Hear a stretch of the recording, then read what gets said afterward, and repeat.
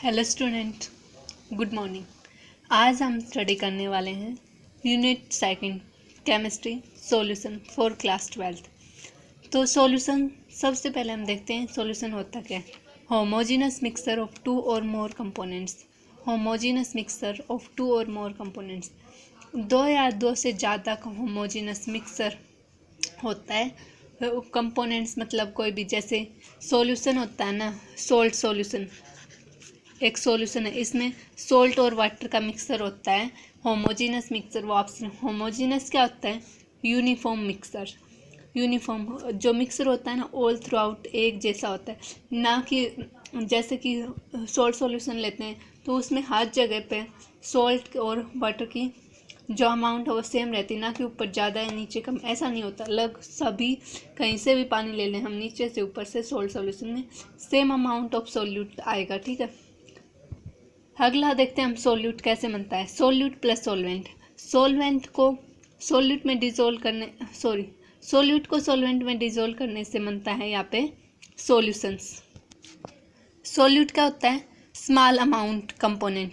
जो components small amount में present होते हैं ना, जितने भी कंपोनेंट हो, जैसे कि कोई भी सॉल्यूशन है वो 5 कंपोनेंट से मिले, उनमें जो सबसे लार्ज अमाउंट में प्रेजेंट होता है वो सॉल्वेंट, बाकी जो अदर कंपोनेंट है वो हम सोल्यूट में काउंट करते हैं।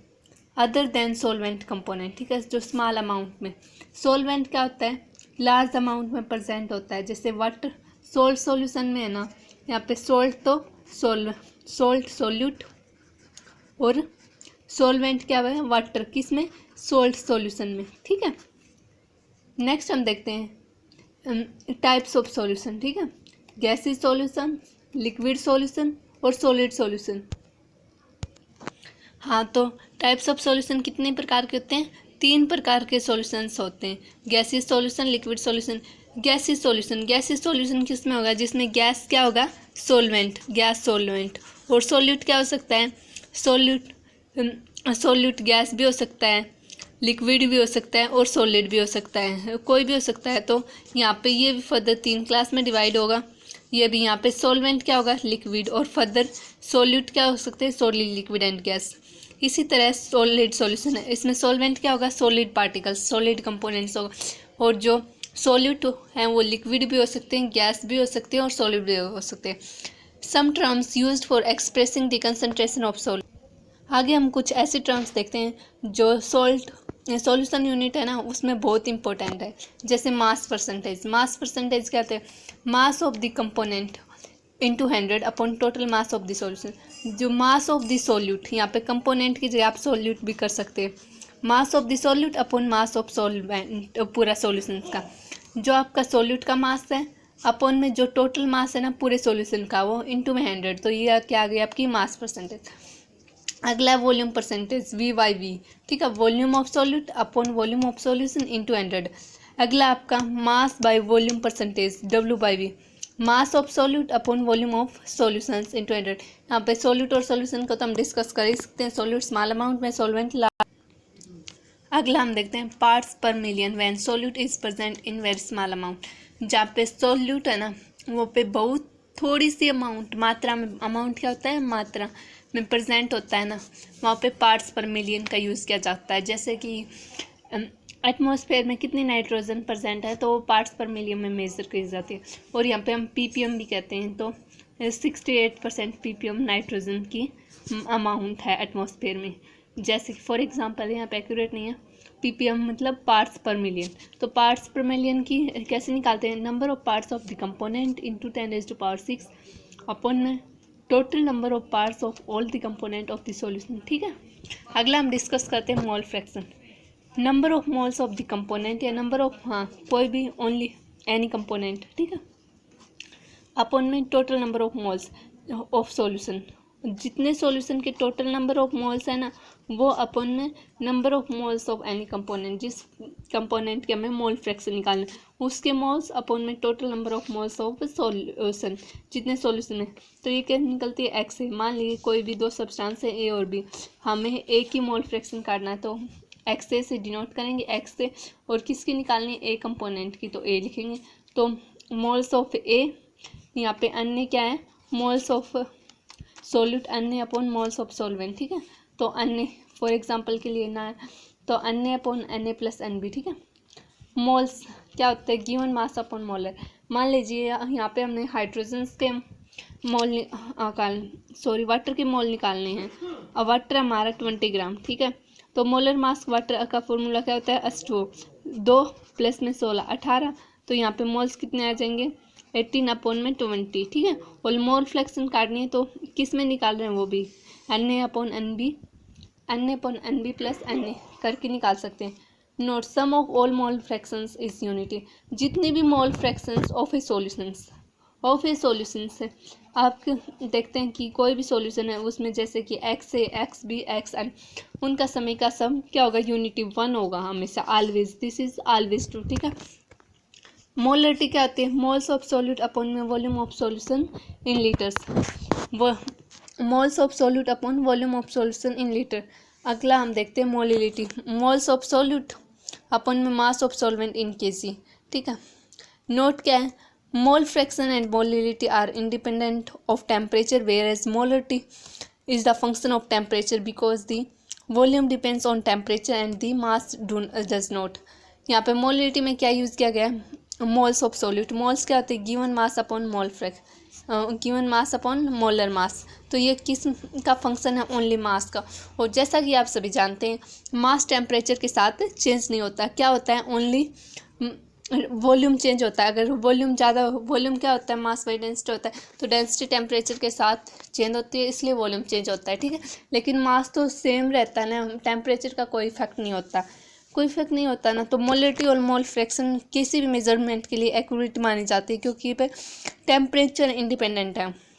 Mole fraction and molality as temperature independent, याद रखिएगा ये लाइन।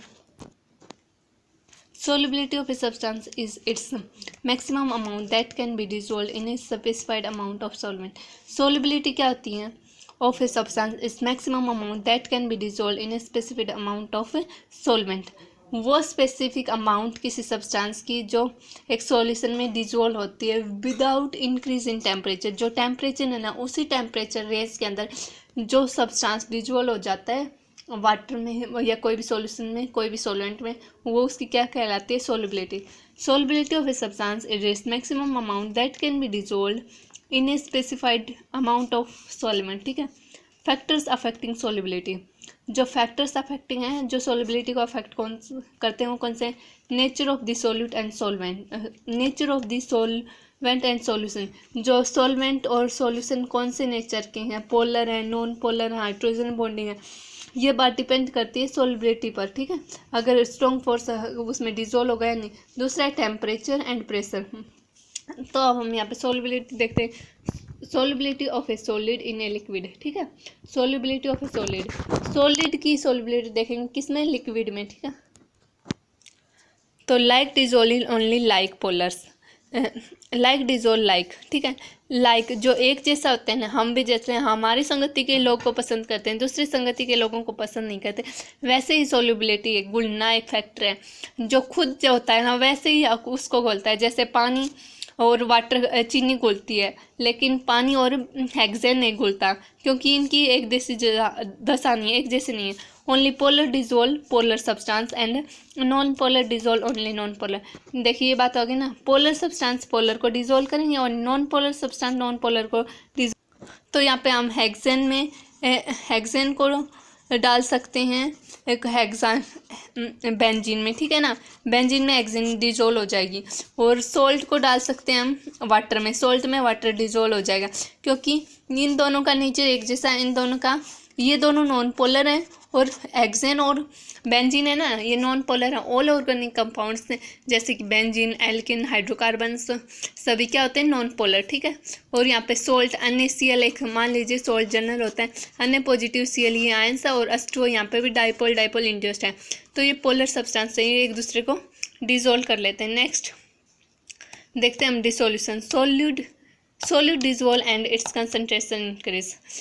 कोई भी हम सोल्यूट डिजोल्व करते हैं सॉल्यूशन में, और उसकी कंसनट्रेशन सोल्यूट की सॉल्वेंट में इंक्रीज हो जाए ना, सॉल्यूशन में इंक्रीज इन सॉल्यूशन। मान लिया हमने एक सॉल्यूशन लिया, उसमें हमने और सॉल्यूट ऐड किया और उस कंसंट्रेशन सॉल्यूट की इंक्रीज हो गई सॉल्यूशन में, तो उस प्रोसेस को क्या बोलते हैं? Dissolution. Solute dissolves and its concentration increase solution is called dissolution। अगला देखते हैं crystallisation. Crystallization: solute particles in solution collide with the solute particles and gets separated out of the solution।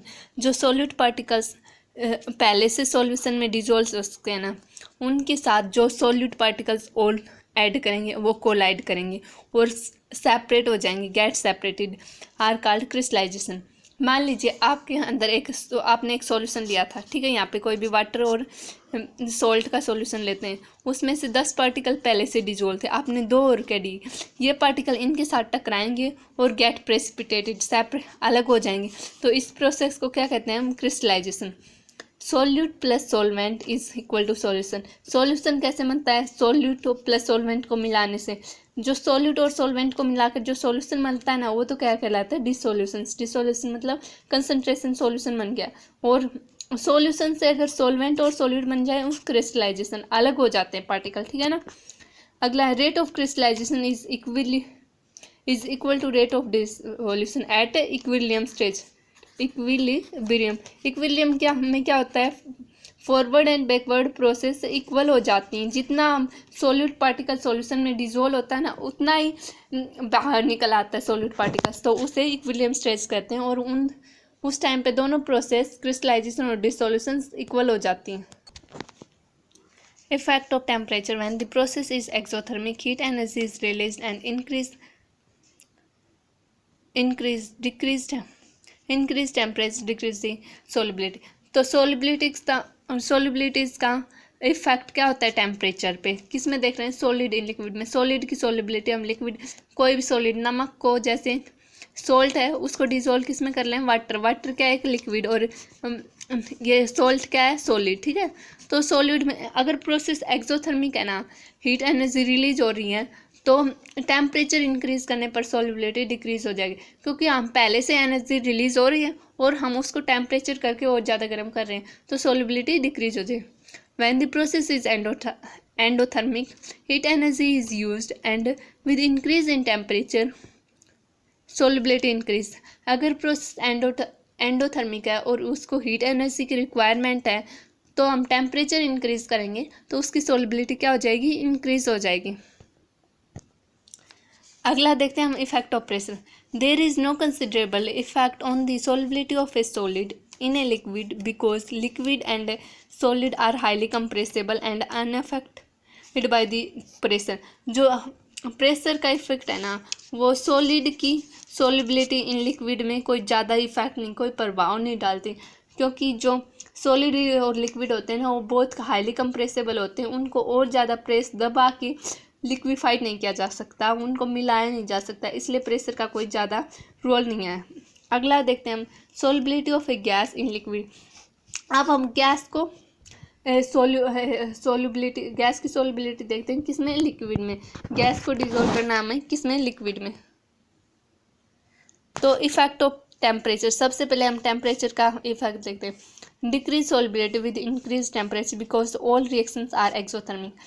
अगर हम टेम्परेचर को इंक्रीज करते हैं किसमें? Solubility of a gas in liquid, तो सॉल्युबिलिटी डिक्रीज होगी। क्यों? क्योंकि जितनी भी सॉल्यूशंस हैं गैसेस के विद लिक्विड के मिलने से, वो सारी प्रोसेसेस एक्सोथर्मिक, और एक्सोथर्मिक में क्या होता है? हीट एनर्जी रिलीज होती है, जिसके कारण वो प्रोसेसेस बैकवर्ड डायरेक्शन में शिफ्ट हो जाती हैं। अगला इफेक्ट ऑफ प्रेशर।